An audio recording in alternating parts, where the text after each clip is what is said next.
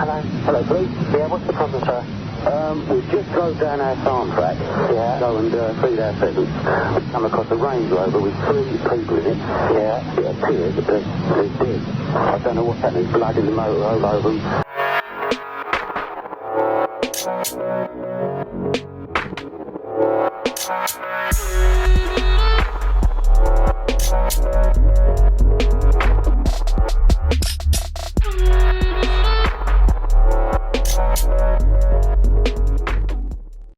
And welcome back to a new video on the Essex Boys case. As always, if you are enjoying the content, please do give the video a thumbs up.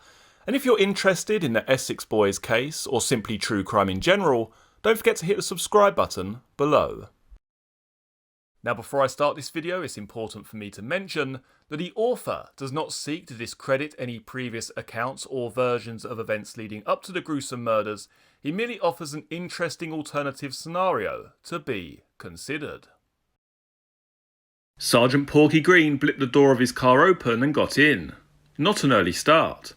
Thursday, the penultimate day of November. There was a briefing planned for the morning, 10 o'clock.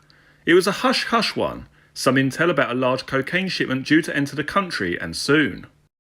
Porky Green sat in on the briefing. It was only for CID officers. Sergeant was the lowest rank in attendance. Porky sat quietly at the back while the senior-looking guy who hadn't given his name went through the details. A major East London crime syndicate had a large shipment of cocaine arriving. A large shipment coming in on light aircraft. The unnamed officer showed them a lonely-looking field on an ordnance survey map. Okay, now the shipment is due in before Christmas. We are coordinating our operations with several police forces in the UK. We do know that they have used the landing strip once before and will use it again. We don't know exactly when this shipment is due, but when we do, we will inform you. For the moment, this does not leave the room. We have undercover officers involved, and we will get around 4 to 5 days notice from them of exactly when the cocaine will arrive. It is, as I said, a large quantity and will be arriving on your turf. Now, we will mount a large-scale operation involving all the resources of Essex Police. However, the fewer people who know about this in the meantime, the better. We anticipate sometime on or after the 12th of December. Thank you for your attention, gentlemen. And as I said, I'll be in touch when we have a date. Keep your ears open, please. If you hear anything which may be relevant in the next week or two from any of your sources, then I want you to bring it to your governor's attention. Now, I know you're all busy, especially with the unfortunate death of young Miss Betts. With that, the mysterious guy from Special Branch had a quiet word with the station's superintendent and bid them all farewell.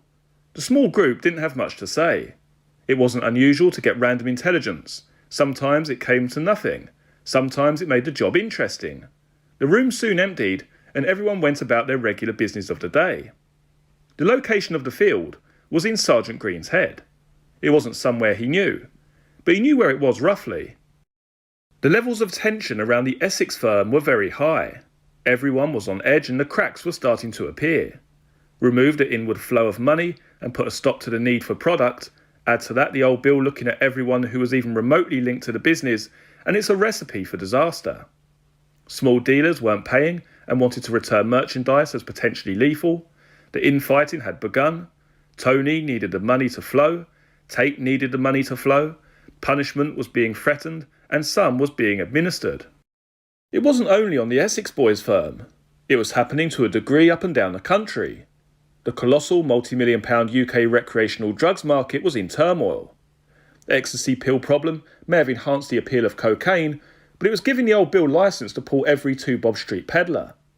The entire business was undergoing its most turbulent time, since its meteoric rise as a national industry.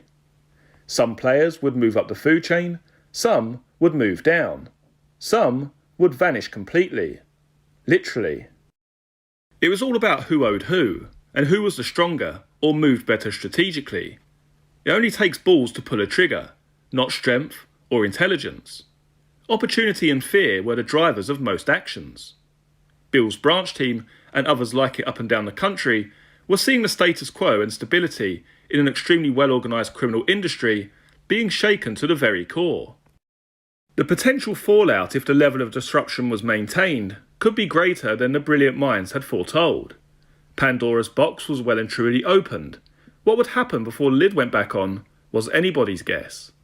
Tucker, Tate, and Rolf knew they were in a fight, maybe for their lives, to hang on to a patch of ground they'd carved out for themselves. Mickey Steele had now distanced himself from them, as had others. Bill was listening to the live show on Saturday afternoon. Tate had administered some rough justice to a doorman who owed and didn't want to push gear in the club that night. He'd go to work with a swollen face and a bag of gear later that evening. The new kid walked into the empty pub they were in. The Essex boys were having that effect now on any venue they decided to occupy. Everyone else would quietly leave, or if they recognised the cars in the car park, just drive on by. The firm was now becoming like a leper colony, and had to be feeling the lack of love. Tony knew the old Bill were all over them. He had told the immediate crew, but it was more than the old Bill surveillance creating the void around them. It was law of the jungle, and they stunk of death. Bill was listening to one of Pat Tate's burner phones. He must have had it on the table. The audio was excellent, and with the bar they were in as quiet as a churchyard, Bill was getting most of what was said. We are fucked, mate.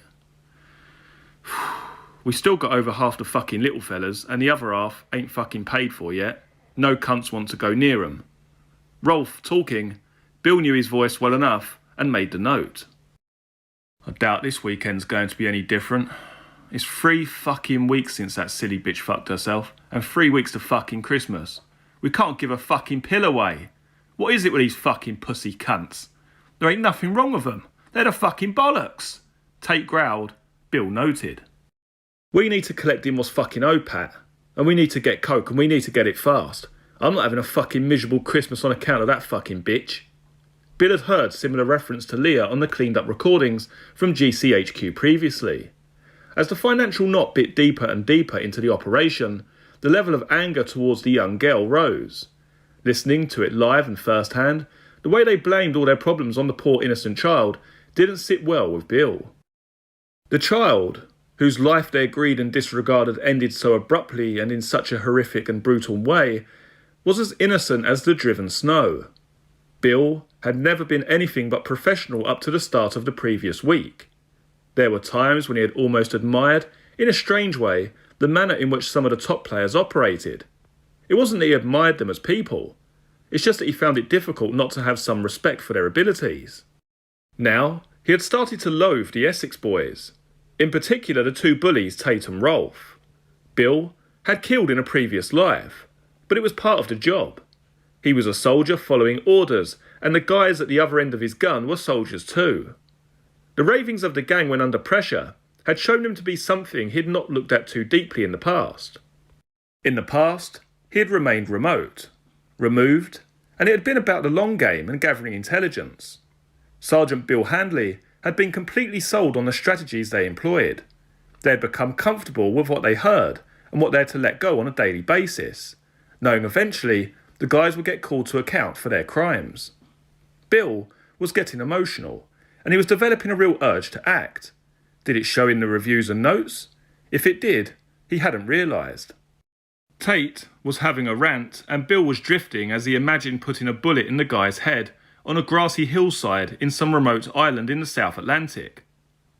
The firm in Canning Town have got a big parcel coming in. Bill just caught it. Tate must have had to stop for breath. Bill wasn't sure who had said it, didn't recognise the voice at first. Shut up, Pat. What did you say? Big parcel of what, son? Coke, Tony. Big parcel of coke. Bill got the voice. It was the new kid. Well, not new. He'd been around a while. Nichols was the name of the kid, who had just mentioned a large parcel of cocaine. Bill noted it and highlighted it. In the recent chaos, the kid had stayed solid. It had got him closer to the centre circle of the gang. There had been something odd about the kid from the start, but Bill wasn't thinking about that thought now. He was listening. The kid, Nichols, had the table's attention now. Along with Bill and Tony Furman in the branch office, the team was running the tracking screen. He would confirm who the others were in the bar for them later. Bill was absolutely certain it was Nichols. Who's got what coming in? The kid even had Tate's attention now. The other fella, you know, is a fucking big parcel and all from what I've heard. Oh, that's fucking great. So what, we get our orders in before Christmas? Is that what you're saying, you fucking silly cunt? Tate was off again ranting. No, Pat, no. Look, everyone knows how you hit that Dutch firm. You just thought, and what did you hear about the Dutch firm? Shut up, Pat, and let him speak. Tucker was as interested in what the kid had to say as Bill was. We'll have a parcel of coke coming in next week. Friday night, I reckon. It's coming on a fucking plane, mate, and it lands somewhere around here. I just thought, well, it was a thought.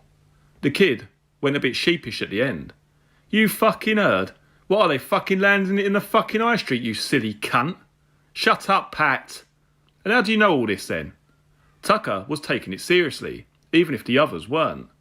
Bill could hear Tate and Rolf laughing in the background. My cousin. He lives in Canning Town. He told me a couple of days ago. And how does your cousin know this? Well, he drives for 'em and he heard it. Look, their business is as fucked up by this as we are. They can't move no more pills and everyone wants coke. It's Christmas and they will have it off if they get a parcel in, won't they? Yeah, but where are they landing this plane exactly? Tate and Rolf had suddenly gone quiet. Bill could imagine the little wheels in the heads of the Essex boys slowly turning. It would be a serious ballsy move, but they were in serious ballsy shit and needed a solution. I don't know, some farm in Essex is all I know, but it's definitely next Friday. I know that 100%. The conversation had come to an end. The kid clearly didn't know any more, or if he did, he wasn't saying. Bill and Firmin exchanged looks. The conversation went back to the problems the gang faced. Added to that, the firm in East London would be making a strong move forward financially. And why did the fucking bitch have to go and die on their fucking patch? Pat's list was growing by the hour, of who he would kill.